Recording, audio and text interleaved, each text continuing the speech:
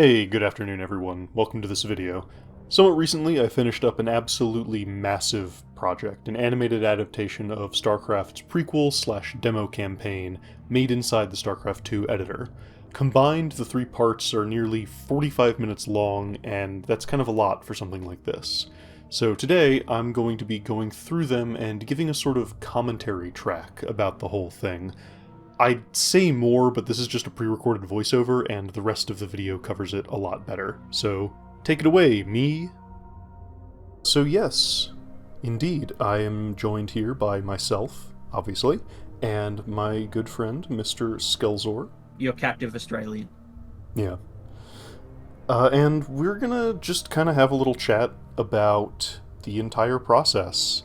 And first, I'd like to, of course, introduce what the heck this whole thing was, because I've explained this a little bit before, kind of quickly, in the little Q&A video. Yes.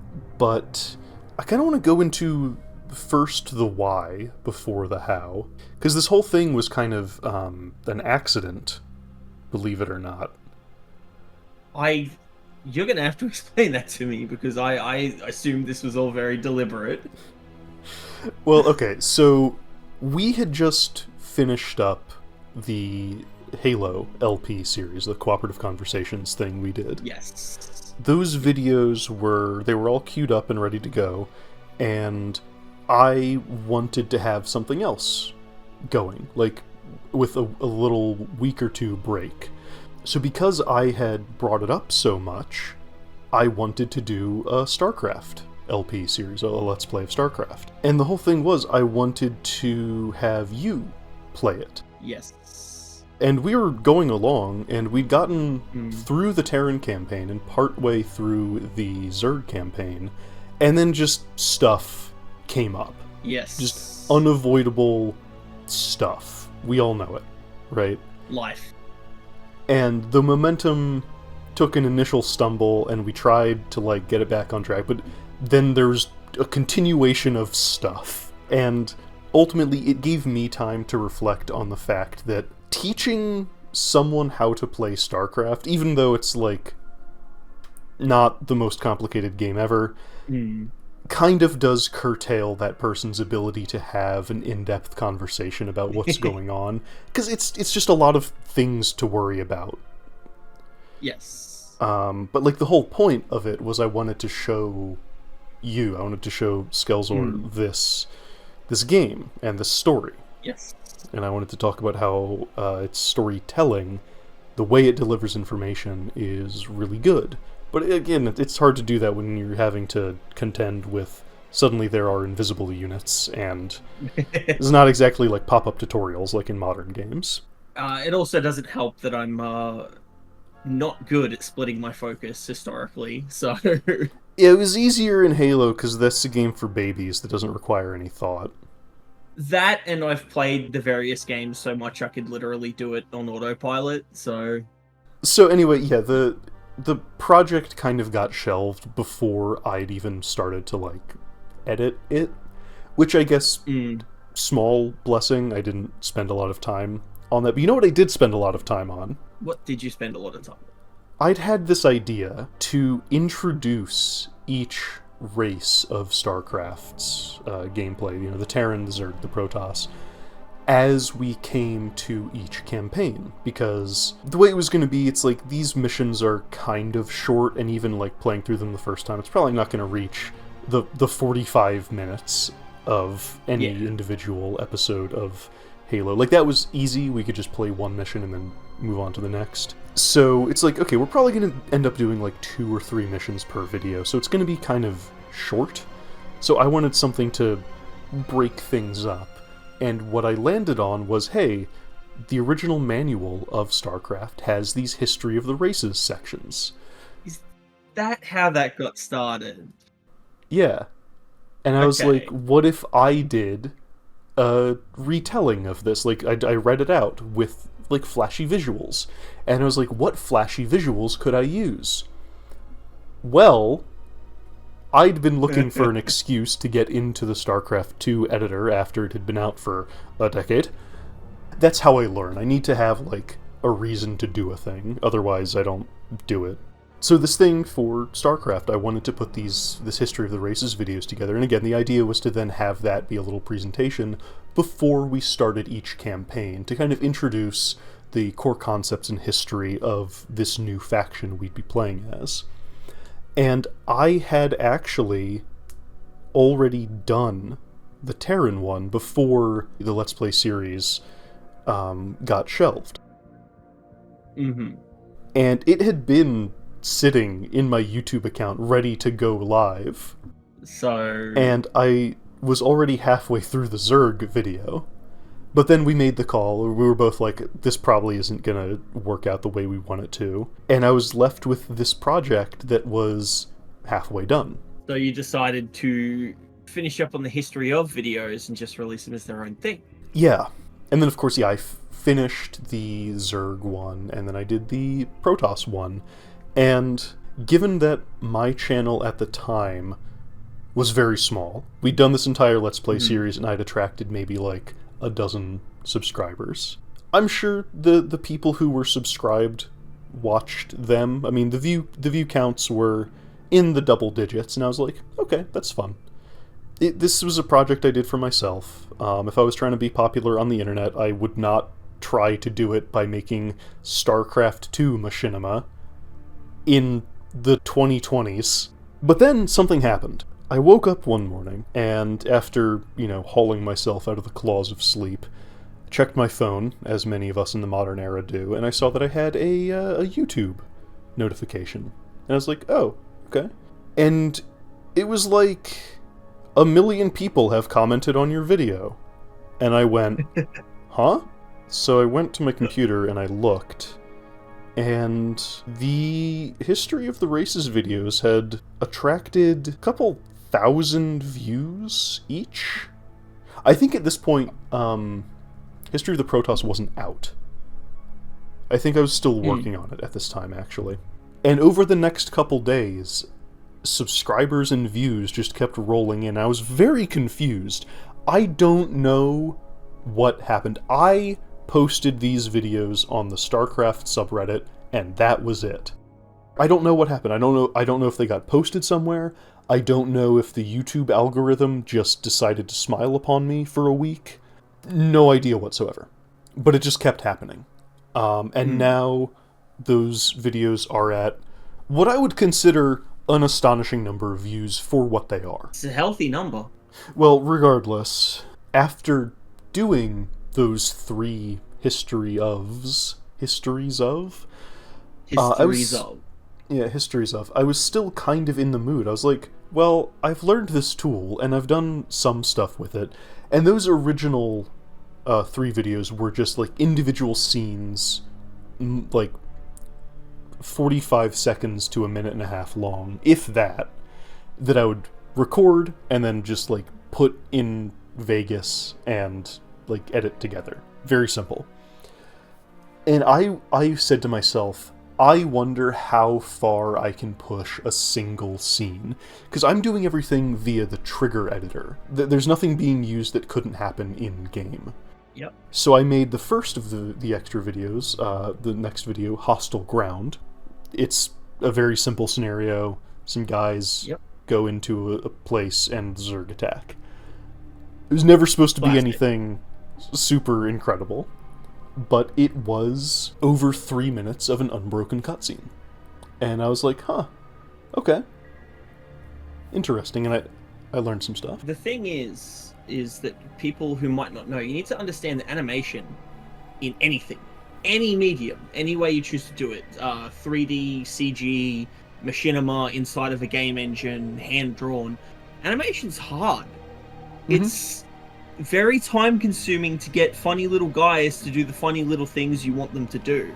So for you to sit down and go, I want to just see what I can get done, and to put out an original, air quotes, animation for like 3 minutes of it, that's still very impressive, right? Like, thank you. Yeah, there was a lot of learning going on between all of these. Yeah. Yep. And then the second of my quote-unquote original videos, Recovery and Cleanup. Oh my god. 7 minutes, like the video Yeah. time code I'm looking at says 7:29, so 7.5 minutes. I forget exactly how much of that is like an outro, so I'm gonna say 7 minutes unbroken cutscene.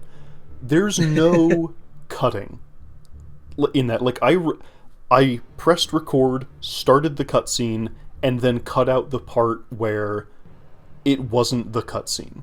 Right? It was like where I was moving Yeah. the unit onto the trigger zone to start the cutscene. Yeah. Beyond that, 100% in-game, unbroken scenario. That's it. Yep. That took a lot of work. But again, I learned a lot. I had to do a lot of experimentation. Yeah, and it shows. Thank you. Thank you. I'm not standing by these as excellent examples of either writing in general or my own writing prowess. You don't have to. Means to an end. That's what they were.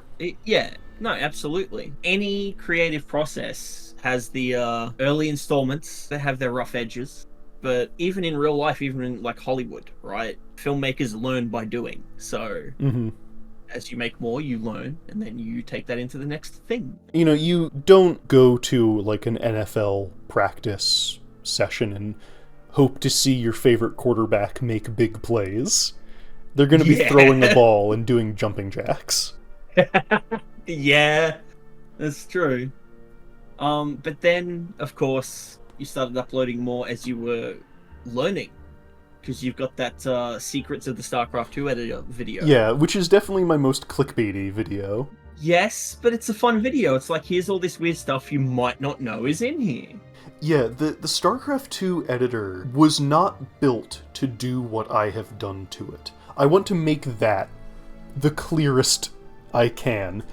I am torturing this poor map editor into being an animation platform. And it's funny because it's not just you torturing the editor. If you go to the StarCraft arcade, like, I had no idea that they just added World of Warcraft assets to the editor at some point until I played a prop hunt map. Yeah, they added all of the original Warcraft 3 assets and a significant portion of Warcraft 3 Reforged assets. But yeah, anyway, your funny little guys that you push together in the StarCraft 2 editor. Yeah, and finding out stuff in that Secrets video, I'm still flabbergasted that two of my favorite things converged the way they did. For an Unreal Tournament 2004 map to be the background image of the High Templar. What? And you're like, you are uniquely positioned to be the only person who would have noticed that at this point. Like, literally, it must have been the person who made that graphic and me. I need to meet them. I need... Please. Please. I need to talk to you, whoever you are. Who made the High Templar's headshot graphic in 2009? Or whenever. With those two original videos behind me, you know, I've been getting comments about, oh, you know, hey, what other sort of StarCraft lore could you talk about? And it's like, whew, I did not expect to set myself up as a StarCraft lore guy. If you're looking for a StarCraft lore guy, go on the subreddit and ask a question, and within 20 minutes, user Subsorian will be there with the most detailed and annotated and sourced write-up you could ever hope for. And this guy is not you've told me. No, he's not. He knows far more about this universe than I do. But I was getting questions about, like, hey, you know, what else is there to tell? What about this, or this, or this? And, you know, I answered some of them, like, the way I could. But other ones like, oh, you know, I don't really know about that. But it was obviously something people wanted, and I was in a position to be able to give it. Yeah. So I said to myself, what's my next project? Hey, there's a single secret mission in StarCraft 1 that is actually really important to the plot of StarCraft 2 that I know people at large don't really know about because the game never makes any attempt to guide you towards it.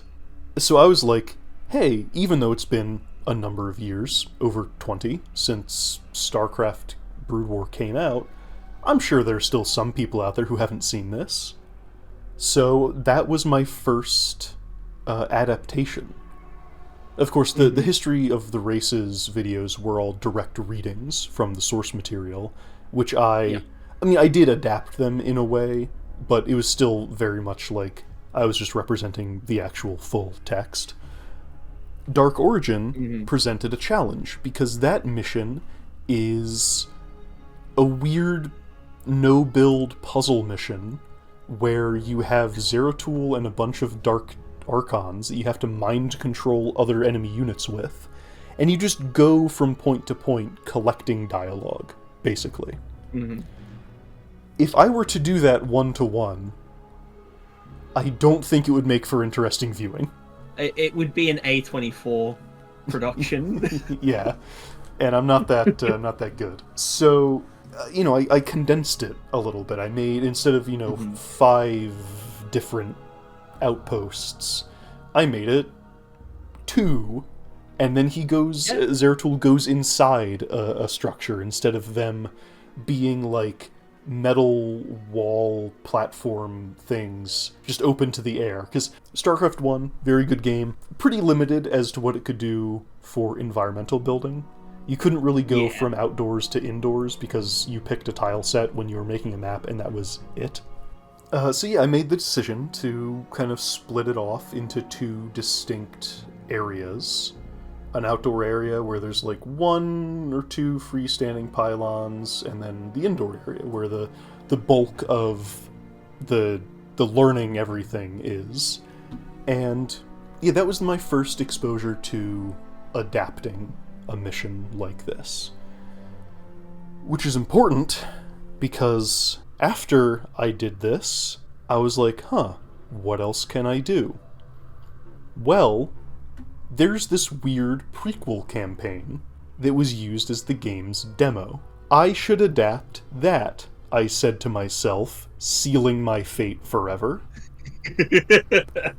So I started putting together StarCraft: The Looming Shadow, which was going to be an adaptation of the entire prequel campaign.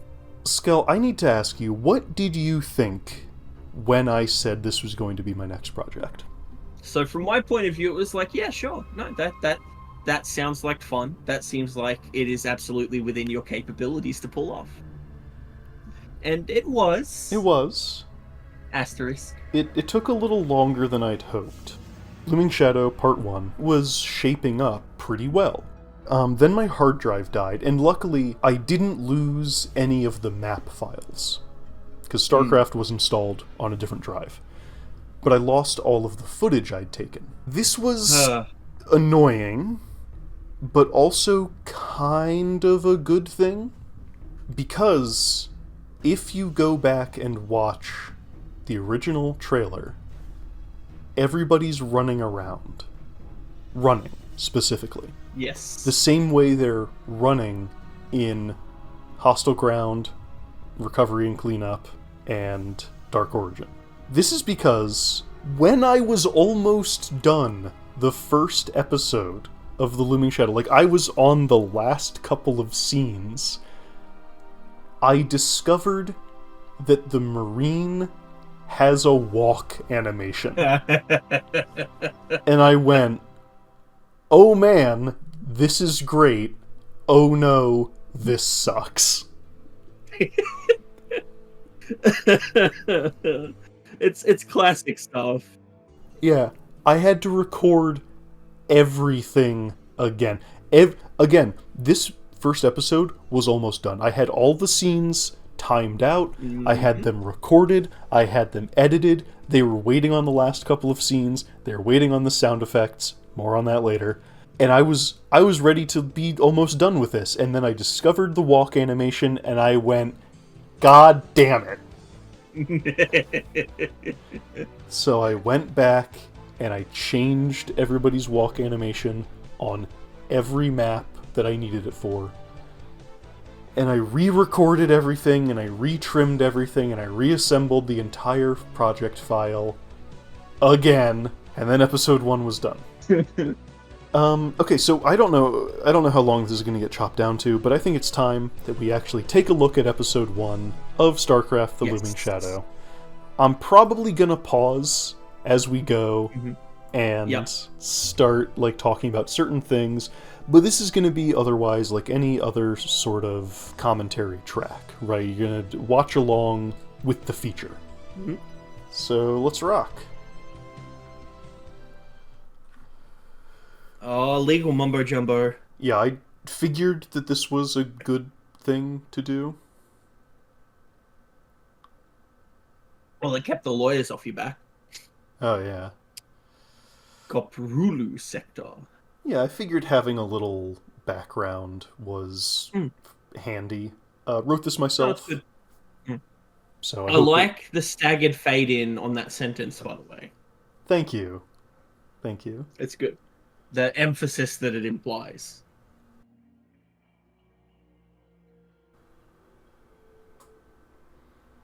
Yeah, a little bit of Blade Runner with the the scan lines. Well, the scan lines and the colored words to bring attention to them.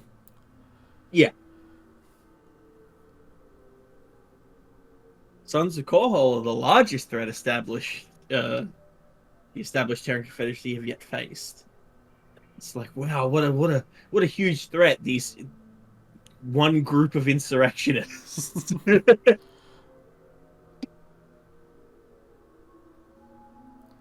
Maybe this was a little melodramatic, but I think it works. No, it's good. It's good. The truth is out there. I want to believe, and so on. The chrome lettering, by the way, what's the gradient? Is that an image or is that just a gradient? It's a gradient, but I had to make this logo myself. It looks good. Thank you. Having the little the layouty show up. It's good. Animals for scale. Okay, already we are getting into a little bit of visual trickery, though. Do we want to talk about this? Okay. As you arrived just in time. One sec, though. As you know, the renegades who come... Okay. As you know, this was one of the challenges I came up against that I knew I needed to expect, but hadn't really gotten the full understanding of before I really got deep into the script, which is that if I'm adapting this, I have to work with what was already written, what has already been said and recorded 20 plus years ago. And in this case, Magistrate Collins opens his explanation of what's going on with the phrase, "as you know." Yeah. And for those of you not in the know, heyo, "as you know," those three words are typically seen as the same way as "it was a dark and stormy night." It's something you want to avoid, because it's an acknowledgement that, like, okay, so the character being explained to already has this information, but is being given it again literally just for the convenience of the audience. It's an admission that you didn't have a better way to get this information across to the audience. In most cases, you can just not say "as you know" and just do the rest of the line. Yeah. And it would be fine. No, it's... Because especially as you know, audiences need to be briefed on... Yeah, so it's like, oh man, I almost wanted to cut it out, but I was like, whatever. But this is something... Oh, it's just the thing is, I could go on for weeks about different lines of dialogue that are used as a stock phrase with no meaning. I won't, but I do want to point out that hearing the phrase "you just don't get it, do you?" makes my blood boil every time.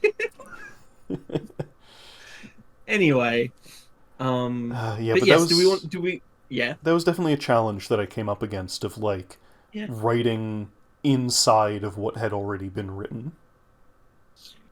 Speaking of inside, do we want to talk about the compositing of this image? Because we talked about how you could, up until now, you could run everything in the map Yeah. right? Yeah. Right So now, this is a little different because Mhm.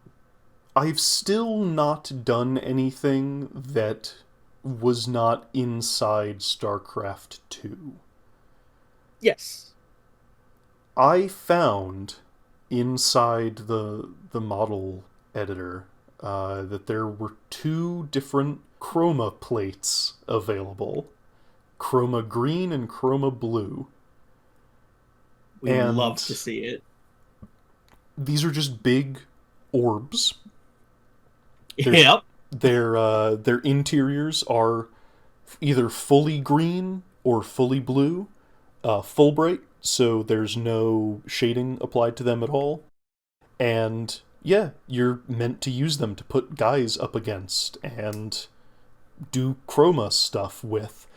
So yeah, this whole thing, I built this interior set. It's supposed to be the inside of a dropship, and it's just the camera's tracking forward, and then outside, quote unquote, is just a track I set up panning into the city, and I just put the 2 together. Yeah. I don't know if there's a way to do it in like the StarCraft 2 cutscene editor. There might be, but I just did it in Vegas. It's one of the oldest compositing tricks in filmmaking too. Like, I mean, before it Just was take- chroma, it was rear projection. yeah, you just project the image onto a screen. And then, of course, we switch to the full set that is the city. Command. And Our guest of honor has arrived. here's you. I'll bring Who's him that up handsome shortly. devil? Affirmative, Corporal. We're all set up and ready to receive him. Magistrate Collins is standing by. So yeah, this is our introduction to Welcome to the Chelsea, character I Happy added. to have you. I'm Corporal Atkins. Yeah. I've been tagged to Obviously, hand off the team to you. in Follow me, I'll the show you command campaign, center. you, the player, play the lieutenant, but he's not really, or she, Magistrate depending, Collins was pretty is not insistent really a to get him character. moved You, into you're the touchdown. one The Grand Crystal pressing the Facility buttons. So having You're an a, invisible, omniscient eye. having a box. Trip out lieutenant wasn't too eventful. walk around wouldn't make a ton of sense. So I was like, well, I still want a point of view character to follow events from. Not that I've heard. Yeah. Believe me, And Lieutenant, thus I came all up with I've my heard my from all original has been character, about Do this Not battle. Steal, Corporal Ackerman, someone who just The could only be, Australian in the That Terran we are. Confederacy. Their persistence someone who is just confirmed. could be Do there, they want anything? Yeah. but it wasn't necessarily anything like They super make special. Just the Like I usual didn't insert a complaints ghost. delivered by way of ransacked supply Yes. depots And general I mayhem. remember It's getting hard to the ignore whole problems they're causing impetus strategic of folks, the farmers and decision like. Some poor for rancher says casting something me killed as overnight the in a corporal real bad here way. was If I these don't want to be sons of talking to Cornwall myself. think carving up innocent prisoners Yeah. is gonna put things Right. Well, Um, I suppose that's why you're And I was like, okay, I'm not sure how good of a job I'll do, but sure. Trying to keep track of what we can find. and And I what's do that? think Well, that I with the help of improved over the Majesty's course of the recon 3 teams parts, and but I a do couple think of it's still a orbiters very we've rough been able to spot what performance. looks like some I think you did a abandoned good job. I mean, it's not partially something you're camouflaged used to, energy and you know everybody has No. to start somewhere. Collins says there's no established Um, activity in that area, so either we I think it's find our actually rebels, or we're about to we bust up an can illegal mine. talk about a funny thing that And if it was is the rebels, we at my least know what we're up kind of a weird, I very don't think boring they and have any heavy mundane ordnance, or at debate least with not around myself here. over One of how his to friends, handle not the to give them too voices. much credit, has been Yes. advising what exactly they have Um, access to. Obviously, you know, I Noticed a ended couple up of doing CMC armor suits disappear while out for light repairs. filtering While that's to make it hardly sound like good, a it means we radio can assume they'd voice. have a reason to want 'em.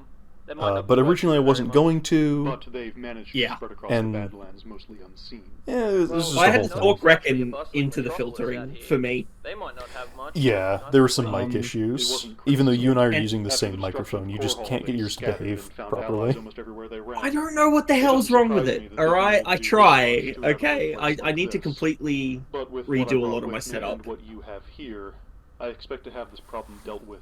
It doesn't help that I don't have an Oh, arm for it, though. Well, yeah, of course. that's... We're happy to have what help we can. The get. scientists in hear the it. background doing Give me a science. full report Yeah, of well, I everything think that that's access something really troops, important with vehicles, set spare design, materials, is and you what want could people support it in with the fabricating or background. anything. You want Yeah, motion background in the motion. background. Yeah. More specific orders. Background I'll get action. right It to makes it feel No matter like what, it's not a be set prepared and to is a move out place over that is 500 being miles. used. No doubt they And know even I've though, arrived, like, but this was a full minor set, scouting like, this is operation fully might be enclosed, interfere into them. But, you know, Now, you watch a I believe show that and that two should people are be long talking in the enough. background, other people are moving Dismissed. around and doing stuff.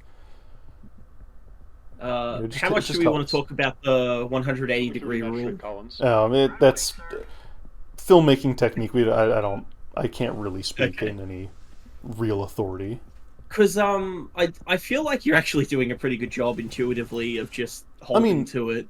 It's something I know about. Like, I've not been to film school or done any filmmaking studies, but, you know, I've Yeah. picked stuff up over the years. I try to be mindful of the media I consume and see how they do things, and also listen to people who are experts in Yeah. the subject. Quick and dirty explanation for those at home. The 180 degree rule is when you're filming something with a camera on a set, you have to treat it like it is a stage, like is in a stage play production, where the audience is on one side of the camera and everything else is on the other. Because if you don't do that, Man, you it think becomes I'm fun very anything out here? disorienting very We're all quickly. over this place Yeah, just specifically, last you don't want to, like, month. have They a gotta be person somewhere close. facing They shut up my right, ride the other night. another person facing That was left, you, idiot. implying that they're Your facing dog each drunk other, told us to- and then cut What away you're gonna do and is see that they're have facing away from each other. Now, are we going to talk about the Foley now, by the way? Shut it, Yeah, you two. so You're embarrassing yourselves in in front this of your first friends. episode, I was doing all the Foley by hand. Including footsteps, which All is of why we're these talking about it footsteps. now. Were hand placed. Now this was more like a group footstep thing that I threw So you together, can cheat a little. so I can cheat. Oh, there he is, the coolest guy in this whole series. Yeah, so this is another addition. This is Sparrow. Spotted 2 unknowns about 100 meters ahead. Yeah, you don't have a ghost They've got in guns. the first mission here, Mm-hmm. but I Plenty of thought it reason would be have a fun gun out to here. have, You know how territorial liars you can know, get? this They look little like they're doing exchange, anything? basically. Negative. Just sitting. Then you do the same. Let me know if anything changes. Lieutenant, I you have any love the thoughts? overlay. That puts that them you right made within for the that. suspected area. Thank you. Move in slow. See if you can spot anything else. Also, loving Yes, the sir. original Sparrow, StarCraft we're 2 moving up. Marine model, Understood. Yeah. especially when I'm standing next to the updated ones. Yeah, the textures Problem, Corporal. are Our 2 different. just became 3. Let's see where they came The model quality too. You Yeah, can see mo- under my helmet in Stay in certain the area. places. If you can find anything else that might help pin down. Cover! Cover! Now that was a pretty big yield for a landmine, I want Yeah, to say. you know, if you've ever fought against spider mines in StarCraft 1, you understand. Corporal, there's a lot coming your way. Now, something interesting here. This is a big break from the actual mission, because in StarCraft 1, you just fight Marines. Yes. But this is where I took a little bit of liberty. And Well, that guy's got marine armor. yeah, well, if you remember the line about how there had been thefts of CMC armor Yes. suits, Yep. that was me being like, aha, and this is why they have marine armor. It's good. Also but yeah. making good use of sound ragdolls. Yeah, doing that was fun. I wish the color didn't drain immediately, but that's not something I had control over. But yeah, every gunshot here I placed by hand. Every Along death with the death sound. screams. Yep. It's good though. Nice shooting. It- Glad I- Golf Squadron it looks boys good, are it as sounds as good. advertised. I think I did a good job with it. Yeah, you Um, did. Absolutely. Spread out. Take a look at what's here. It's I don't want surprising any how more well surprises. these assets hold up when you zoom in on them like this. Oh yeah. I might not be the biggest fan of StarCraft 2's overall art style, but I think it does have a coherent look that still works. Like the canvas on the crates is what's doing me in, Oh considering that this would be seen from like a bird's eye view. But yeah, we're a lot of dramatic establishing shots because, you know, as much as we're inserting into the script, Lieutenant, we we're don't about want to done insert here. too Took some much. casualties, but the Yeah, area's secure. That's the thing, the It first looks like mission this was is some literally sort of just forward go operating out, base. They fight put in a lot of some work to get enemy everything Marines, here, and but it all then seems pretty go back. temporary. Sparrow sweeping for any Because more it's also surprises. serving as a You're clear to get tutorial ship over somewhat, here to collect Yeah, right? Like, yeah. it's explaining how to play the game, which is cut from all of this dialogue. Who is that Just baritone cracked open stud? some sort of cave. Again, there was Might be no man-made. interior Looks thing. like they This got is some just computers like inside. We'll pull what we can. you do go to a rebel Understood, Corporal. Sons of It's good Korhal work. base, I'll have something in and the air ASAP. Be you aware, know we're the tracking idea some is you're odd gathering intermittent information. readings You're from the just surrounding area. Yes. taking care of these, You might and want you to go get back everyone to inside. the Get ready main for a area. gunfight. But expanding on Thanks, that a Wilson. little bit, trying to make Daniel, it feel like a Wilson, get the wounded real inside and see what you can do narrative. for them. Carver, Yeah. break out the field kit. Patch up the worst SSE, holes as in the anyone's military armor. types say. We might have more Mhm. company, and I want everybody looking their best. Sparrow, you see anything out there? Nothing but some critters. I'll keep looking. A bit of foreshadowing. Nothing but some critters. Mm. Maybe I'm patting myself one on the of- back a little too heavily there, but One of my favorite bits of blocking here is the slow pan because there's no animation for the marine Oh, yeah? tappity tapping. this was such a problem solving bit of camera work. So I have some keyboard tapping noises. Interesting that their Lieutenant, holographic I'm seeing interfaces use data mechanical here. keyboards, by Looks the like they've way. been out here longer than There's you one do. there. They seem Yeah, pretty no, I efficient know. keeping an eye on this settlement in particular. They've moved around, but always within range of...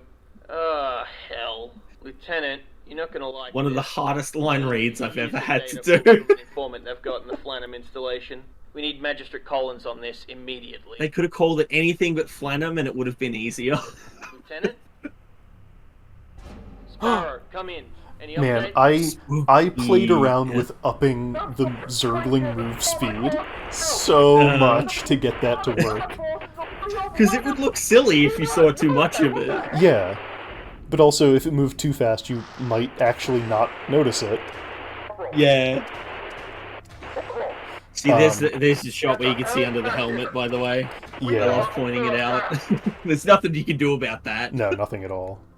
See, this is actually another thing that I kind of have to pat myself on the back for. The idea that there was a plant in the Flanham installation. Yeah. Because Had to move in... out. That's not... Double time. This isn't something that's in the original mission. But in the StarCraft 1 Terran campaign, Mengsk says that he knows about the Zerg, and says that they're a Confederate weapons test. So, in my mind, this is like a little bit of, oh, maybe he had a plant guy. inside there and was like being fed information. This is what he surmised, or this is what his intelligence people surmised and told him. Where the hell did these things come from? So it's just trying to connect that a little bit without being too just like, this is exactly what happened. Oh, Oh, poor this- Billy's. This was hard. This is something I Yeah. had to learn the hard way. Mm. StarCraft 2 does not draw particles if what makes them is off-screen. All right. So I had to figure out the perfect place to put these fire bats where their Glad to have fire you there. jets would show up, but you Lieutenant, couldn't see have a them. guess. And I think there's like a couple frames where you can actually see the nozzle come into the camera shot. We can discuss this Fantastic. with the magistrate. Oh, yeah, you can see the particle trails disappear. Sort of. Well, that in that case, what was allowing them to wander back and forth like that was actually an invisible unit moving back and Oh, forth. okay. So it was actually being caught on fire. Quarantined a number of these creatures for study, but shortly after our science crews began their experiments... Yes, in the world of StarCraft, video communication is a Sir, static about image that. until Data later we on. found on the rebels' computers suggests Yeah. Like he paid more. They have the fancy like government black project bucks. He has the premium subscription. Yeah. Also, his goggles. They're not clipping out of the video screen. It's just that With all due respect, they're shaded Cerberus, differently. This is beyond my orders. Hence breaking the You want me to risk shader my men? Yeah. that's being I'd like to know applied. a little more about why. Any other information is on a strict need-to-know basis. And this was another instance of me like having to write around what was already in place, which was Yeah. interesting. Like I got to have that little back and forth, that little Corporal, argument. you've more than proven Yeah. yourself in these last few hours. Would you accept the honor of escorting these fine gentlemen to the Flanham installation? absolutely. Every sir. footstep I did by hand. Yep. I'm eager to learn what exactly has been put in front of me here.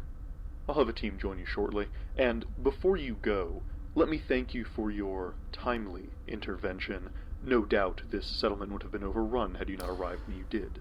Good luck. Yeah, in the original mission, the Flanum party just kind of shows up, and then you fight the Zerglings, and then the mission is over. Yeah. Then you move on to the next mission, and that's it. But yeah, trying to make a narrative out of this it was challenging. And I think you did a really good job. Thank you. Because there were points where I forgot that you were writing around existing performances and dialogue. Thank you. Also, a fantastic example of using every part of the Buffalo is this outro screen is also setting the flavor of like the events that we've seen, the aftermath. Yeah. All right, and now we move on to episode 2, which is a lot of talking. It is a lot of talking. It's also, oh man, I probably will be pausing this one a lot because I did so much to make a lot of these shots work, and I'm really proud of some of them. Let's begin. Please don't sue us. Fan project. CYA, cover your ass.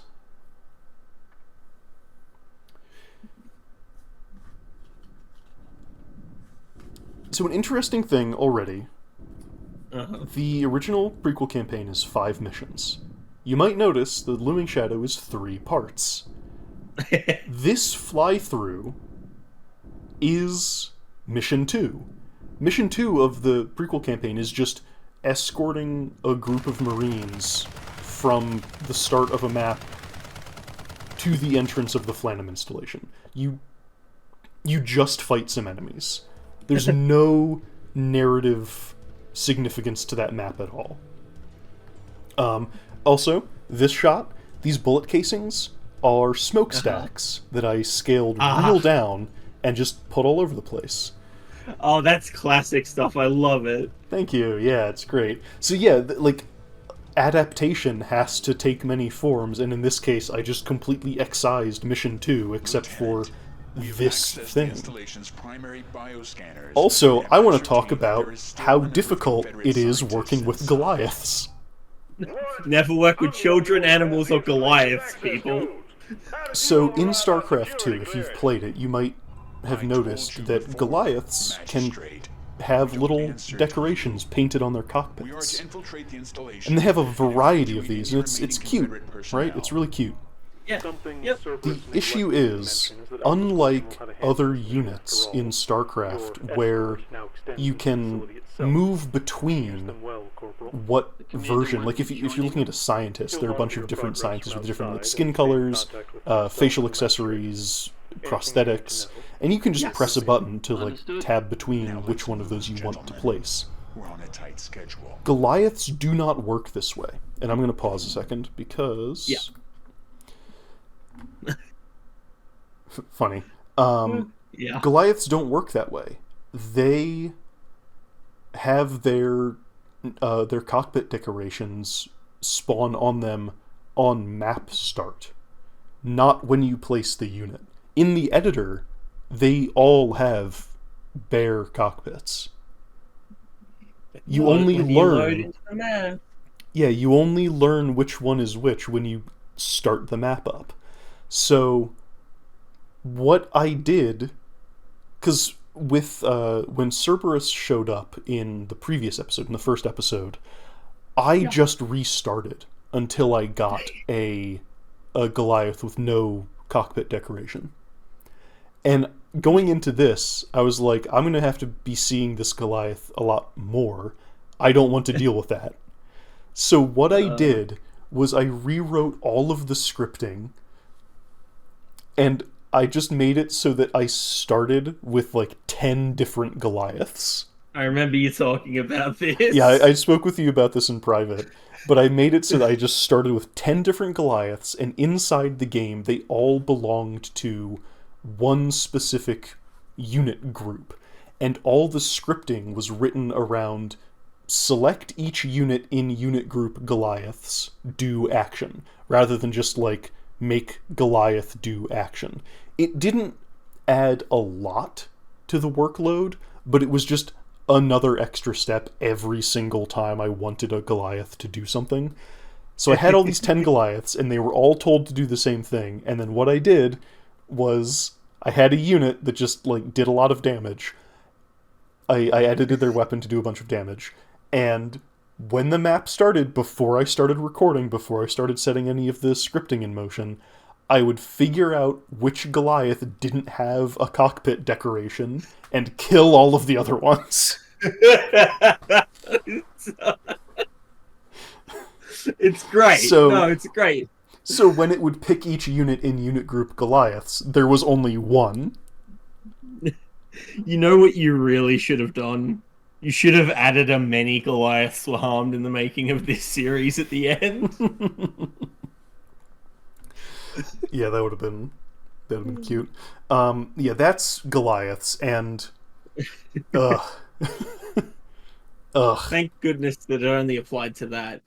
And then we've got this, Yeah, so you might actually, if you go back and watch the original trailer, you might notice that I had the Goliath as part of the party inside the Flanham installation. Cut that out. Decided I didn't want to deal with it. Far too annoying. Because again, I had, like, episodes 2 and 3 kind of roughed out. Yeah. Episode 1 was the only one I'd been working on when I made the first trailer. So, you know, again, maybe I got a bit ahead of myself. But yeah, let's go back a couple seconds here. You'll hear through Because this little set of Now cuts let's move, is... gentlemen. We're on a tight schedule. He's too big to fit, it's fine. Yeah, this... I am really proud of this. It's a really good set of cuts. It's a lot of fun. So, this is real. This is an actual shot that works in-game. And I might even put it up on screen because I'm paused. There are a couple different types of lights you can access in the StarCraft 2 editor. There's the Light Omni model, which just casts light in a globe, but it doesn't cast any shadows. There are other lights that are better, quote-unquote. They do interact with other objects. They light them from a specific face that you point them towards, and they cast shadows. So the way this shot works is there is a light positioned directly behind this Marine. It's like a sandwich. It's the door, the Marine, and then this light. I open the door.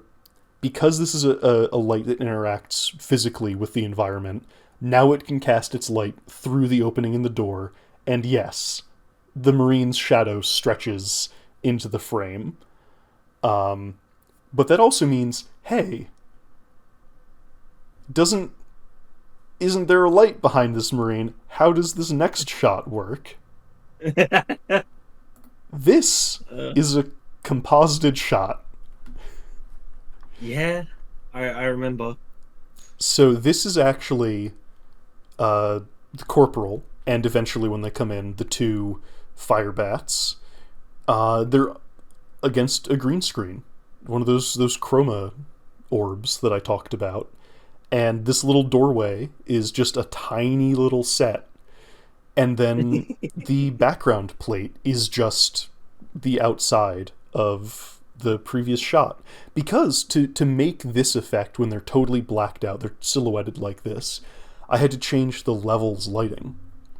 This is not the most realistic of shots. Like, light doesn't really work this way, but it still can. Like, you see this shot a lot in movies and stuff. It looks cool. And if I were to have the bright daylight of the background shot, everything would be lit the same way. It would be blown out. Well, it wouldn't be blown out. It's just that it wouldn't be silhouetted like this. You'd be able to see the Marine just fine. So yeah, this is actually two different shots put together to make this effect happen. And it was cute. And then they come up. You get the dramatic lighting on the fire bats. Yeah, and then this here, those lights that came on were just those Omni lights I was talking about, just tiny little orbs of freestanding light that were hidden, and then I unhide, and it's like their suit lights are clicking on. And then, as we go in, what I did was actually attach those lights to the models themselves, which you have to do. That's fantastic. Yeah, which you have to do through a specific thing. You can attach models to other models. Under better circumstances. And yeah, in this case, it's that these units have light Omni white attached to their fronts and like slightly offset to look like they're being projected. But stay alert. It's a great effect too. Like, it looks good and it helps you track who's moving, who's doing what. Oh yeah, I'm very proud of how this came out ultimately. Security cameras activated. It's a Sir, we've located the scientists. And ergonomic. They've barricaded themselves in a lab across the main okay. floor through central engineering. You tried. I'm not Right. in love with my performance here. I don't have the voice for it. Xenomorphs. You should have drank whiskey until you destroyed your vocal cords. I do have a very nice bottle of rum sitting around my house. Ooh, spoochy. Oh, this is fun. Hold on, though. Yeah, so the thing with the Firebats there is the Firebats are always kind of, like, goofily edgy. It was the 90s, right? Yes. So the important thing was I knew I wasn't going to be able to give, like, a real performance for this, nor do I know anybody off the top of my head who I could ask to do this. So I was like, whatever, I'll do it myself and it'll sound goofy. I wanted to have the first Firebat talk to at least make people understand that's what Firebats sound like. Yeah. And I tried to do the same, like, vocal manipulation. Like, there's the sound of crackling flames, and there's, like, a little hiss of propane behind everything. Yeah, because that's what they sound like in-game, because they need you to know that this is the guy that sets things on fire. Yeah. So, again, I'm not in love with my personal performance, but I want to say that it's at least justified. It's called for.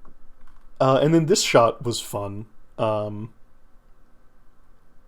little camera movement to imply that it's a perspective rather than just... You can see I did a little... There's like a potted plant there. Yeah. A little camera shake like it's running. contact. Great reaction time on that Marine. Yeah. This was, it wasn't like a difficult shot, but it was a weird one to get everything looking right and just figuring out when to cut certain stuff. There's not much to say. I feel like Cerberus is better equipped than the militia. Probably. They didn't take long to find us. I think we'll need to get used to these interruptions. This is actually fun because in the rescue unit. Open the door. in the Flanham installation you have a lot of these little like ambushes and then you find these Marines. Room secure, sir. They got a little science thing on their shoulder so you know that they work at the science installation. Yeah, I went to the trouble of I picked out a different model for the Flanham We have guards. enough to worry about. We're barely past the entrance. I think they can make it that far and wait until we're done. Having a few more guns isn't a bad idea. Besides, Just they know the again, place. We need to get through to central engineering. Anything we should adding look out something for? to Other work than as a monsters. narrative. Central's locked down tight, and the security system's all out of whack. But there's a control station right There is before our the good research friend floor that'll take care of Yeah. both doing his those best. problems. Then let's get I ready did ask, and add an you know, overzealous security as system people to who list do things to watch machinima out do, for. I just asked my friends to say some words. Yep. And I think everyone did a pretty good job. I think they did exactly the job that was required of them. Given the given the nature of the project. Yeah, I see. Yeah, in the Flandum installation in-game, you run up against some auto turrets. And this was my... this was that. That's the System Shock 2 turret notice you noise. To create a fight-or-flight response in a demographic of people watching this video, of course. Yeah. Okay, you notice all these footsteps? Yep. I didn't do that by hand this time. Going into episode 2, it out. I had the presence of mind to actually... Well, I looked around on the internet, and... So here's the thing. Obviously, there is a way to give units footstep noises in StarCraft. It's not something that you can just do very easily, but I knew it could be done because the Brutalisk stomps around. They're coming this way. Get And, position. in fact, Don't worry. I did find somebody online who had made a little test map where they were showing off the fact that they found a way to create certain model events that whenever a unit walks, they get the same Brutalisk sound effect noise. And from there, it was just a matter of replacing that particular sound Go down effect. there, same thing will happen to us that just happened to them critters.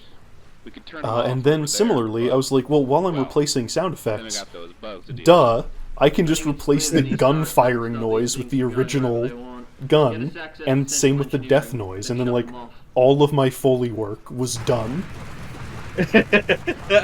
God bless. Those things are gonna figure out they ain't This is getting one of my shot real favorite soon. pieces of your writing. Not a complicated one. the camera tracking really sells it, though. It's Thank you. Good plan. Good execution. That's like 5 seconds of the track Glacier from U2 2004.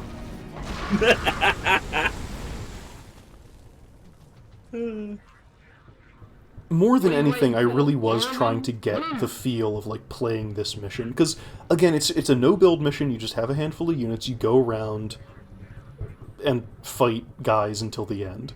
But you do contend with, like, the security turrets, you turn those off, there is, like, a large laboratory floor area where you get ambushed, there are some other ambushes.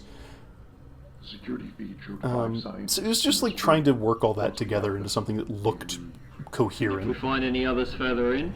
We have 5 targets, Corporal. I'm sure the people that did actually play this campaign really appreciated the nods. I hope so. That little exchange there was, yeah, there are actually some other scientists you can save. There's, like, a distress call that comes in, and you can go and get those guys.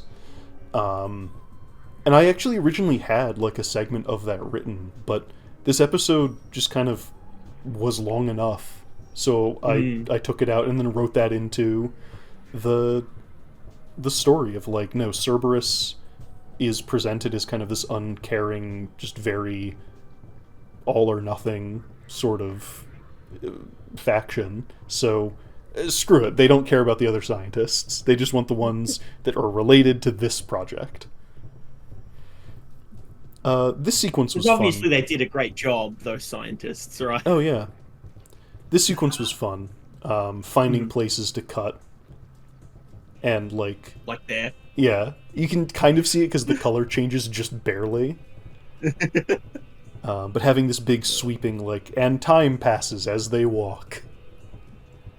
I do think that also the assets you found in the editor are doing you lots of favors. There's a lot of fun gizmos that move and pulsate. Oh, absolutely. You know? But, you know, there's no getting around that a lot of this map in the campaign itself is just walking. Mm-hmm. And then we Much come to like this Lord room. of the Rings. My favorite room. They have the zoomies. They're trapped.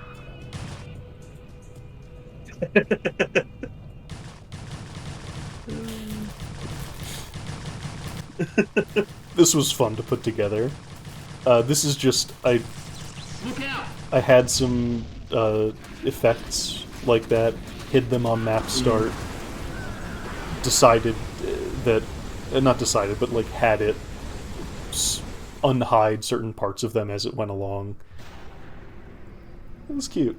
You can also kind of see there that the Zerglings did not necessarily kill one of those Marines.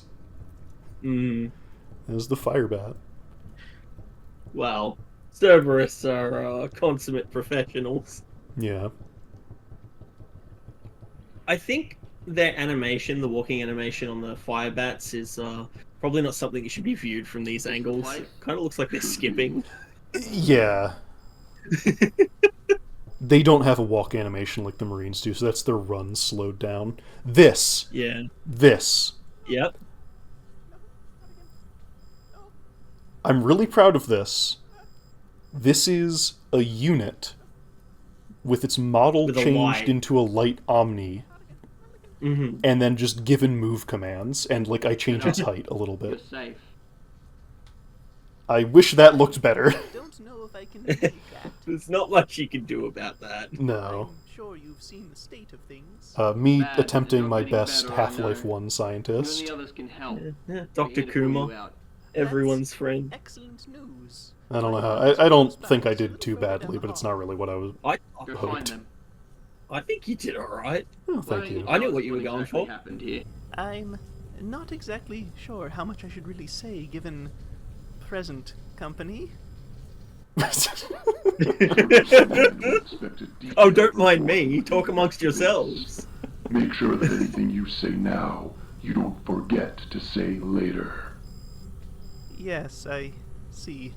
For the record, I'd like to state that everything we did was... Yeah, according this to the entirely report, right my to own the letter. creation. Obviously, Of you course. you get the scientists and then go back to the beginning of the map, and the mission is We over. were stricken by the alarming efficiency of the creature's metabolic Again, you just have to It was our hope to see how... add things to make a narrative work. I'm sure the results Yeah. are clear, even to you. That's part of the Pretty fun, clear to though. everyone back in town too. But if they just got out today, at least we know the worst of the damage has already been done. Today? Corporal, this facility was compromised well over a week ago. Did nobody hear our distress signals? We didn't think our transmitter was quite so damaged and certainly wasn't showing any errors. Corporal, what do you mean today? The matter concerns Cerberus first and foremost. We didn't want to cause a panic with the general population. And how'd that go? It's a little more of my Need to get own you out of addition. Sort of, because it's like Fast. the infestation on Chowsara it was very widespread, and this particular event was not the only one. So that was my excuse, basically, of like, oh yeah, they just let it go for a while to see what would happen. Well, you right know. now, those dropships are not the units themselves. I changed something else's model to them, so they wouldn't be like bobbing up and down. And then I put stuff under them to make it look like landing gears. The situation has grown. Oh, they don't even have those. That's fantastic. If Yeah. we don't act soon and decisively, all of Chowsara could very well be in danger. I'll let the magistrate fill you in. Go ahead, sir. The city of Los And then I turned it into the real unit, and then hid the landing gears. Flies away. This is actually the intro briefing to the next mission, but I'm using it as the closer here. All planetary forces are being activated in some capacity to deal with this threat. Getting all the narrative out of the way so the fun can happen in the next one. It seems Yeah. that this infestation has proven a little more than our Cerberus friends can handle alone. How bad are we talking? You'll see for yourself. One of these transports is ours. With General Duke on the field, Alpha Squadron has been rerouted. And I've been so impressed with your capabilities that I've given you a temporary reassignment. You're with me, Corporal. Again, just like, I need somebody to be the person the camera can follow. This is another composite shot. I built the inside of this dropship, and I want to say them walking into the dropship helps sell it, right? yeah, it does, with the little height change. Yeah. This is actually 3 composited shots, because I blow up that, and that's just unhiding a bunch of debris and fire. This door closing is a comp shot of its own that I worked very hard to figure out. I remember you showing me the plates, and I was just laughing hysterically. On its own, it looks so weird. But I think it worked. It worked well enough that you understand what is happening. Yeah, absolutely.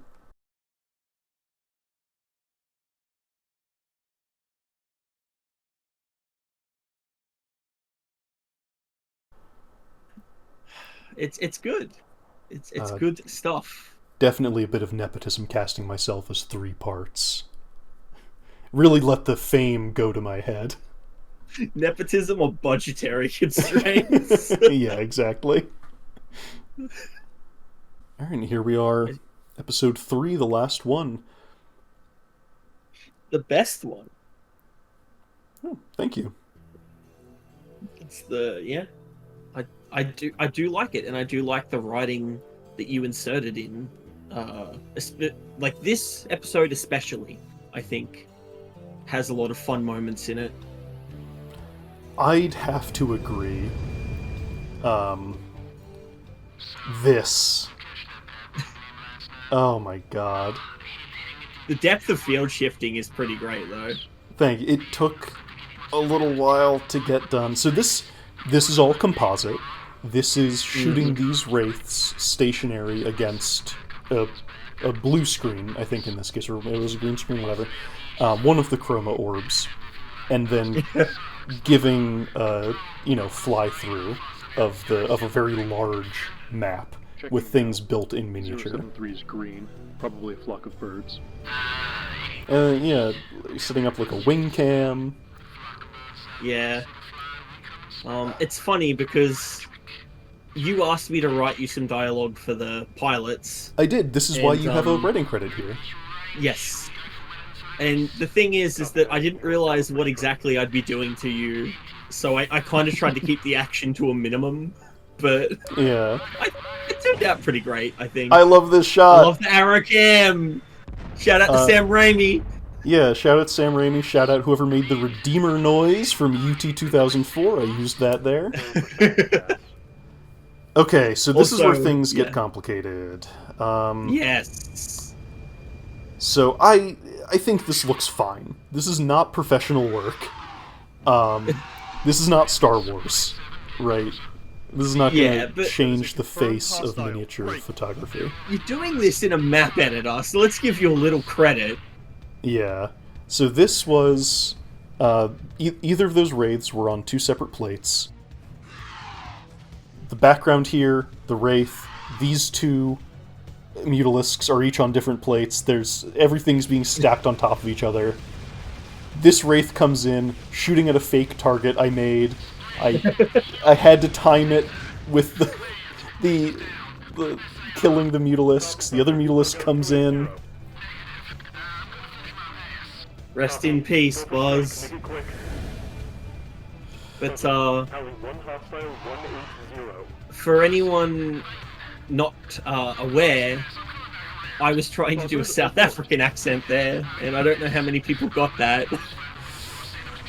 But oh my god, this shot was... This shot is incredible. It was an entire day of work getting the pivot to line up properly. What you just did there is the entire reason that motion control camera rigs exist in real life. Yeah, it was a lot of work. I'm gonna be honest. There's our favorite bird, Finch. They were fast. Small flying creatures on rapid approach. Then we lost them. Scourge, by the way. The kamikaze units. Scans show an almost exponential increase in biomass, as well as the continued expansion of whatever that ground cover is.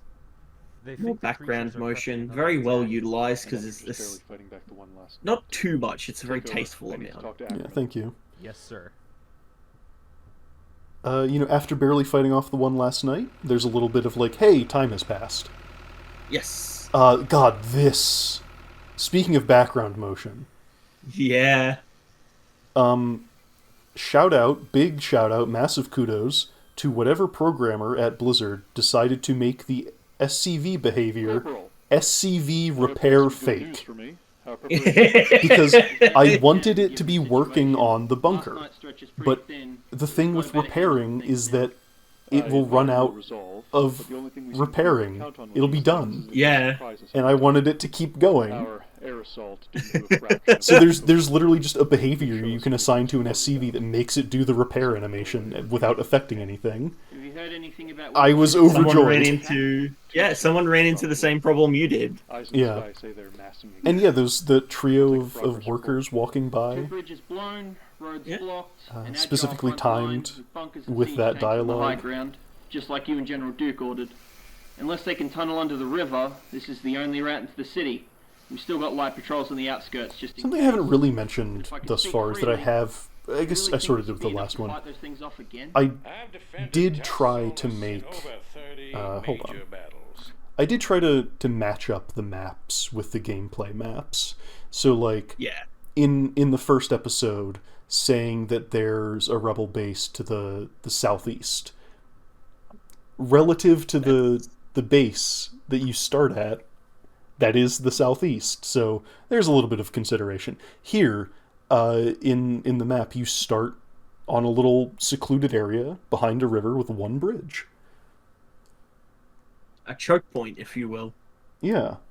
And in this mission, you do get Duke in a siege tank, which is interesting because you don't get him in a siege tank in the actual campaign. At least not in StarCraft 1. So, I don't know, I guess he lost his license. Well, you did get him in a map that was finished, but ultimately cut. But you get him in a siege tank in the prequel campaign, in Loomings. And yeah, so I was like, oh, I'll have Duke around as a character. So I'm pulling a lot of his dialogue from the campaign of StarCraft 1. And there's some splicing, there's, just taking out parts of it that I want. The really interesting issue here was that a lot of his dialogue had a lot of different filters applied to it. Like, a significant chunk of his dialogue sounds like it's coming from over the radio. A small bit of it is filtered through, like, a Zerg filter, because you're playing a Zerg campaign and picking up his transmission, so it has that sort of, like, echoey distortion to it. So obviously all of that was out the window. So it was basically just coming up with what I could have Duke say to anybody that would make him feel like a player in this story.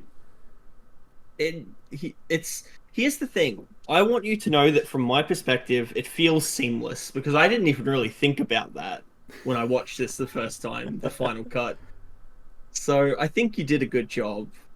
Look at what AI people need to mimic a fraction of your power, Sure. But yeah, it was, I'm not going to say it was like a lot of work, but it was just like, this is the usable dialogue I have access to. What can I write that sounds natural alongside it? So we get this little exchange. They're nothing compared to my Alpha Squadron boys. Gotta say, I've been impressed so far. You'll just, excuse me if I'm a little nervous about the whole thing. I'll do it, boy. You just wait. That swagger, the sachet as he walks away. Yeah. Now get this crew back to work. He can do it, but not alone. Yes, sir. What are you all looking at? Get back to work. We've got a bunch of whatever the hell's looking at ears for an early lunch, and you're all sitting on your hands? Come on. I want sandbags filled, rocks moved, tastefully panning up just in time that you don't notice the lieutenant walking directly through one of the civilians. And then, yeah, this is all one shot. Pan up, and during that small little hold, I hit a bunch of units, unhid some other stuff. Oh, look, the bunker is done. Cut to this. Stations! Civvies, get back to your shelters. Marines, load those bunkers. You can only barely tell in that shot of the bullhorn that the skyscrapers are totally flat. Now, this is a shot that you had a lot of trouble getting this to work. Oh my god, this though. This. Okay. This is beautiful. So, This is really simple, but it did take some... It's just one of those things I had to think of. Is this a composite? No. This is all in engine. Okay. This is That's all fantastic. one scene. So what this is I changed the default idle animation of the Zerglings from stand to run. Which means that when they're just, like, sitting around, they're still doing their running animation, but they're not moving. Yes. Then I put them on the same team as the player, the actual player controlling the cutscene. And then I gave them the cloaked flag, so they would be invisible, but when you have friendly invisible units, they show up as this blue tinge. And yeah, so it looks like they're holograms. Or at least, I hope it does. No, it does. It's very smart. It's great. It's that fun little bit of ingenuity that helps sell it. Isn't it? Isn't it just? And then, yeah, the shot coming We're up. ready down here, sir. At least I hope we are. Oh my god. Oh, Almost killed your Twice as PC. many as last night already. General, should we... Over my dead body. All units, fire at will. Yep. Everyone's favorite unit, the siege tank. This is like the bleeding edge of what the editor can do and handle. You might notice that the quality, the frame rate certainly drops a bit. There's no more depth of field. I had to turn so many settings down to make this smooth. Any surprises coming their way? Nothing on scans. And our anthill? Orbital isn't seeing anything massing like before, but we are getting signs of new creatures. It was just spawn a lot of Zerglings and move them towards a collection of An points. assembly line. It looks cool. It does. I think this cool looks as great. heck. Oh god, this was so annoying though, because I wanted these bunkers firing. Mm-hmm. You can't just tell a bunker to shoot. Right. You can't give orders to a bunker. Maybe you can. I don't know how. I didn't figure it out. So Fake unit in front of them? no, I just made it. I just actually made the Zerglings an enemy group instead of neutral. So they were actually being fired at. Show a near total decrease. Oh well, there you go. Like that's Blind the only fire that's the shots. only way I could get the bunkers to shoot. They broke through. They're inside the city. Secondary forces, cleanup duty, double time. Corporal, give me better news. Still pretty deep in it, sir, but... Wait, tank, ceasefire, ceasefire! Sir, This is kind of a nod to the fact that this mission, where you just defend a thing, it's like, you know, there's some waves of enemies and then they stop. Mm-hmm. Don't start patting yourselves on the back just yet. He's right. Report back, the magistrate's calling. So this is another instance where narrative and adaptation has to come ahead of the actual way the story worked, because this episode, episode 3, covers 2 different missions. 4 So and the 5. briefing has to happen in the middle. Yeah. Thank you. So we open with the defense of the city, Los Andares, and that itself is one mission in the prequel, and then the next mission is going out and beating up some Zerg hive clusters. So I just opened with, like, here's this big attack, then the briefing for the next mission, and we just move on. His goggles are gone. Yeah, I decided that it was okay if I changed it a little bit because it looked dumb. Command the assault. By whose authority? I am still magistrate of this colony, and I will... By order of the Colonial Crisis Act under subsection 1602. If you're interested in how I do these video screen effects, this is no compositing. This is all in-engine. I have a tutorial of it up on the channel. It's pretty simple. Really slick blocking there too, with the tracking away from the screen. For now, but based on what we've seen, also replicating the shot with the holographic zerglings before. But I don't think we can withstand a third larger assault. Corporal? I'd like to disagree, sir, but I can't. Then get back to your post, see to the repairs, and find volunteers. Get those carcasses piled up and burned. General Duke and I will work on what comes Get those carcasses piled up and burned. Do you know why I added that line? Why'd you add that one? Because keeping those Zerg carcass doodads on the bridge tanked the frame rate and made my computer very sad at me. So I was like, I need a reason for them to be gone the next time you see that bridge. They were burned. That's it. See, this is pulling back the veil, everyone. Yeah, and this is the same thing. These buildings are just other units. Well, not even other units. They're the real units scaled down very far and cloaked. You can cloak buildings in StarCraft 2. So there you go. Forces along the overland route before these things have a chance to regroup. Regroup or reproduce? While an aerial force distracts any flying resistance to clear the way for a landing party to hit them from behind.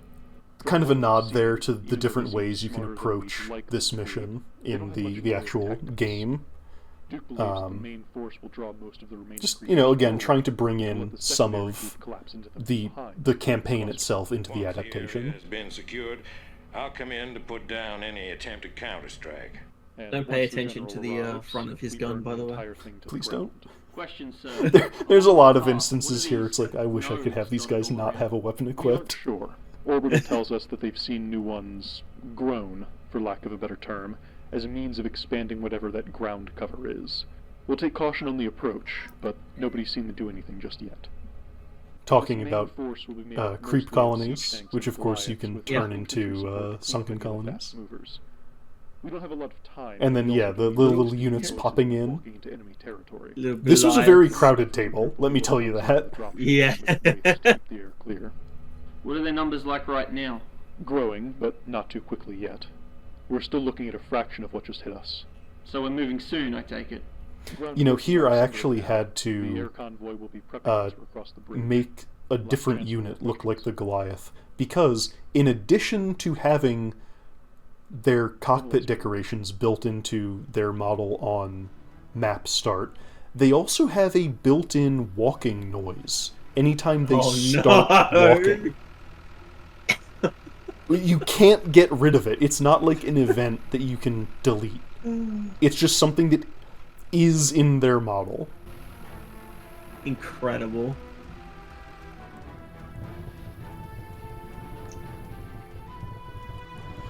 Really great shot selling the scale of the threats. Ooh. Yeah. Fall back! I wish this could have been blocked a little better, but it's tough. It's like those nodes do a little more than nothing after all. Mayweather, get that thing out of our way. Yes, sir! Very classic StarCraft, though, using your siege tanks to take care of the... Hit it again! Don't let them slow us down! Oh yeah, for sure. That's... you walk your siege tanks up, put them in siege mode, and then, there's some pushback. Next time we see one of those things, I want 2 tanks sieging up and the rest of you all ready for a counterattack. Move up. See? That's it. That's how you play. Yeah, the only bit of added Foley I did here was the diesel engine noise for the tanks. Everything else by this point I'd been like, I'm just replacing all of these unit sound effects inside the editor. Down there. Organs. What in every hell are we dealing with? This is a bit of a call forward to Jim Raynor's line. It looks like the ground there is alive. When you come across a bit of creep in the main campaign. And my attempt... Okay, I originally had it written in the script that there would be them looking down at a pile of guts, and then it would transition to the next scene with a match cut to a mountain. I take it that didn't...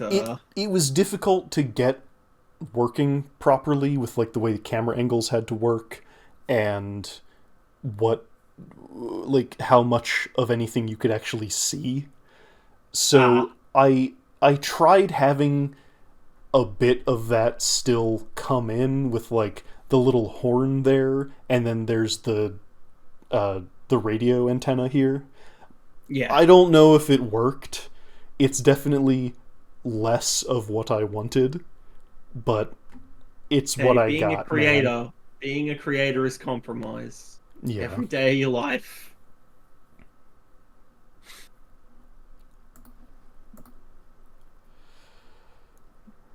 I will say it is pretty fun to make a set and then just like throw a bunch of Zerg stuff at it. Yeah. I'd believe it. Yeah, I'm gonna be honest, I'm pretty impressed with my camera work as these things went on. I think again you improved rapidly. Like you weren't bad to start with, but you improved rapidly. Yeah. You can see there in the back. Tanks are getting in position to get rid of them. The high mouse cursor, the cockpit decorations I'm talking about. Yeah.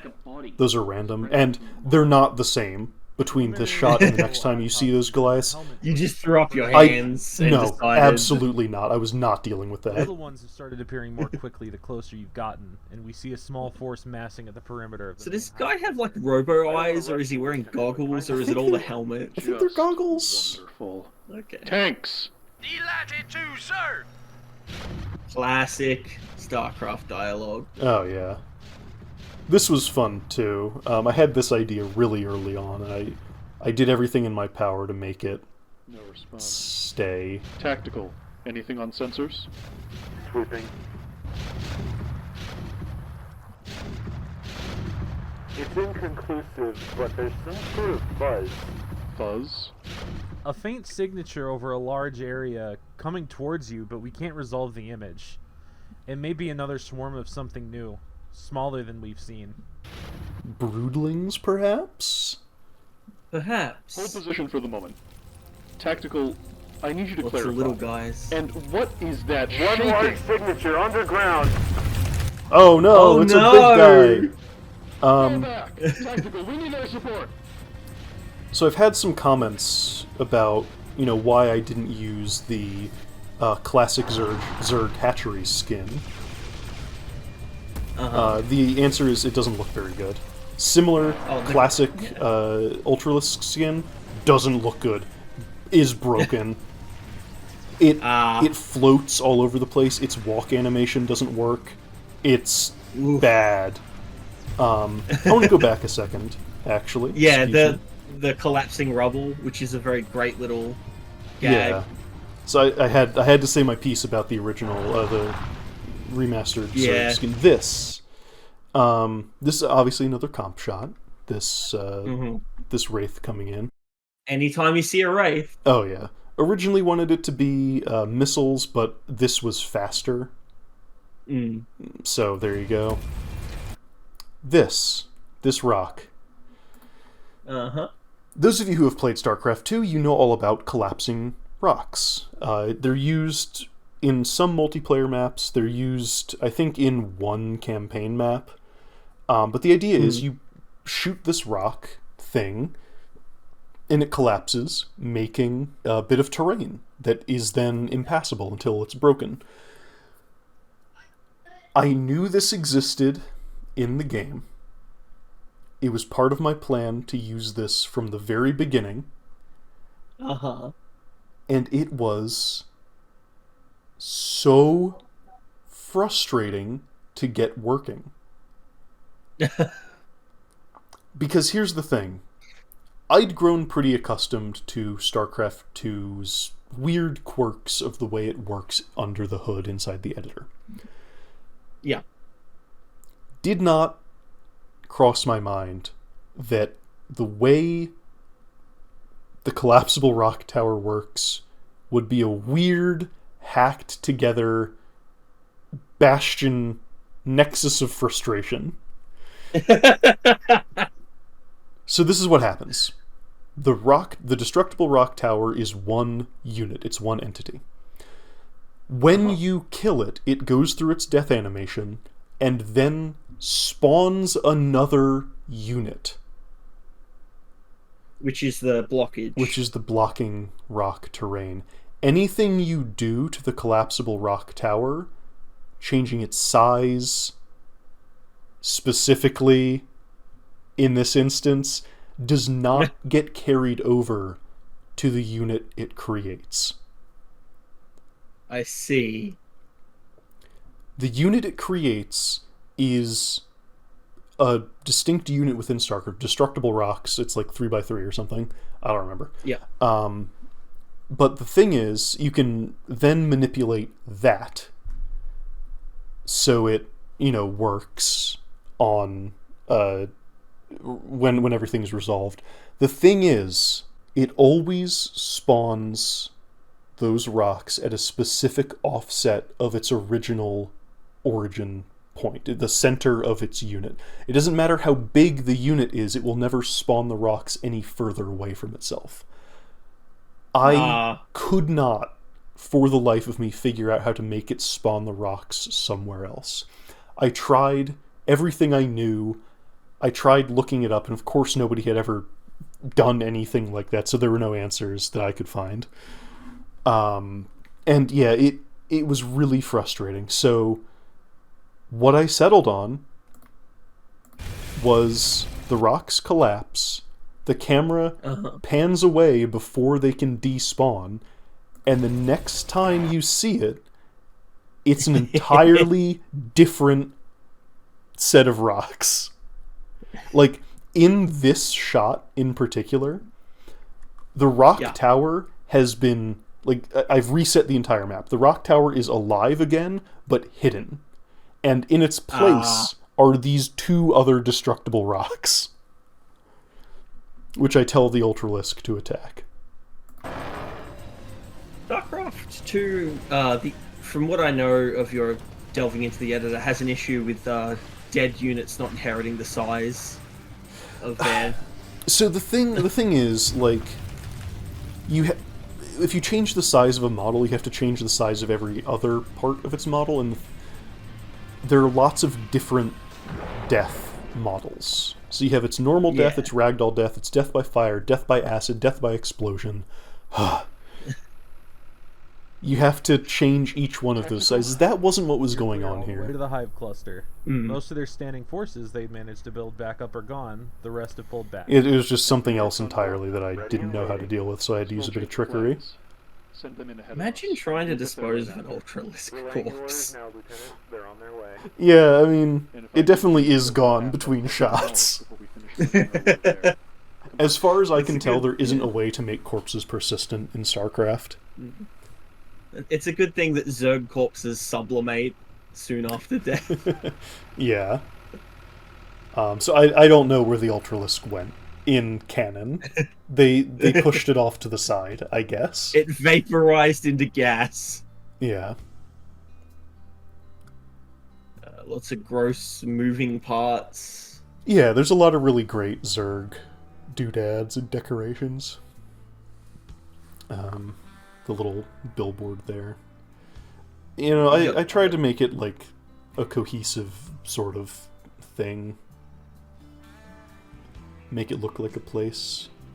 Yeah. Putting the unit gunfire sounds as their originals, swapping it out instead of doing it by Foley, also meant that they naturally got louder and quieter the further and closer you were. So that's great. I didn't have to do any work. Leave it all up to the engine. Think we'll find out what the hell all of this even is? I don't think we'll get to know. And honestly, this time I think I'm okay with that. I guess. Maybe. Still. Don't spend too much time worrying about it, Corporal. This says a lot about society. But you've shown admirable skill. Yeah, look, all those Goliaths, they're totally different. I can't promise anything specific, but know that I'll be singing your praises and those of the entire Chowsara militia to anyone who will listen, including one General Duke. I appreciate that, Lieutenant.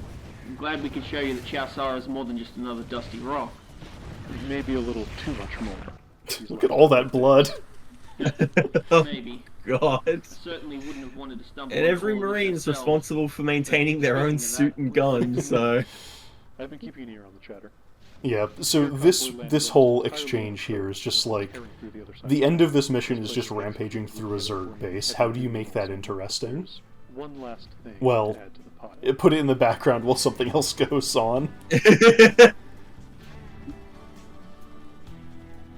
Why do their buildings need tongues? To taste. How else would they taste? This was fun to get put together, just like a little victory lap sort of thing. And then just some incidental, like, oh, it's blowing up! It's blowing up! It's blowing up! Ah! Man, they are never gonna find every last bit of that blood for cleanup. Back to base for us, Corporal. We have 20 minutes to clear out, then they'll sanitize the area. A couple years from now, someone's gonna walk by a cactus that's covered in dried blood and wonder what the hell happened. Alpha Squadron more than lives up to its reputation. Oh, you know. I would say, just another job well done. And hopefully, in a couple days, Chowsar isn't gonna be there anymore. That's the fun thing, of course. You know, we'll see at the end, but like, I did kind of want to have that, like, haha, we did such a good job, and you're like, if you've played this, if you've played StarCraft, you know what happens to Chowsara. Incoming transmission. So that's why I let it get a little sentimental, just because, like, it's not gonna matter. My OCs are not gonna survive. Edict of Confederate High Command. Dramatic irony. Xenomorphs are under Class 7 seal. Do not speak of the existence of the Xenomorphs. Yeah, and then, like, the coming back to base and stuff. In the campaign, once you beat the Zerg base, the game just kind of pauses, and then this text is read out to you. This conversation never took place. Which is a limitation of what they had available at the time. I think StarCraft's storytelling is great overall, but they're definitely working within a very strict limitation. They're also telling a story with an RTS, which is novel for the time. Yeah. I like man. this. You gotta show where the signal's going. Yeah.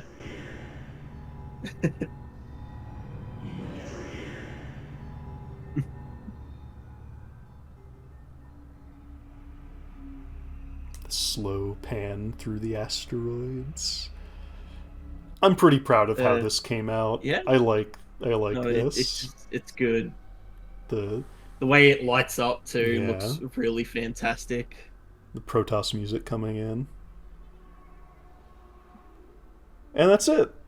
This was a fun project. I do not think it is necessarily super high art, but it was a lot of fun, and it was cool to learn about. It was fun to be a part of, right? I'm glad, and I do thank you for your participation, of course. Yeah. It's, this isn't exactly the kind of thing that's very common nowadays either. No. So it's always fun to come across it in the now. I think it's still a valid art form. Yes. Like, even if it's just goofing around with your friends, it's still making something, and I think that's important. Yeah. It's a very old aspect of the human psyche to want to just get funny little guys and jiggle them around and have them say stuff, right? Absolutely. And I did learn so much about jiggling these little guys around, didn't I? You did.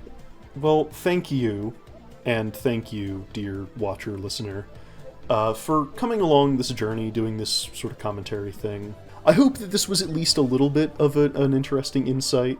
I hope you got something out of this, like, pulling back the curtain that little bit. I'm happy to talk as openly as I need to about what I did to get all of this working, but it's also just a matter of how granular do I really need to be when it comes to anything in this. Keep an eye out here for what might come next. I want to talk about StarCraft some more, but maybe not by mashing little guys together. Maybe just talking about it. But that brings us to the end, so thanks very much again for dealing with all of this. Alright, but that's it for this one. Bye, everybody. Goodbye!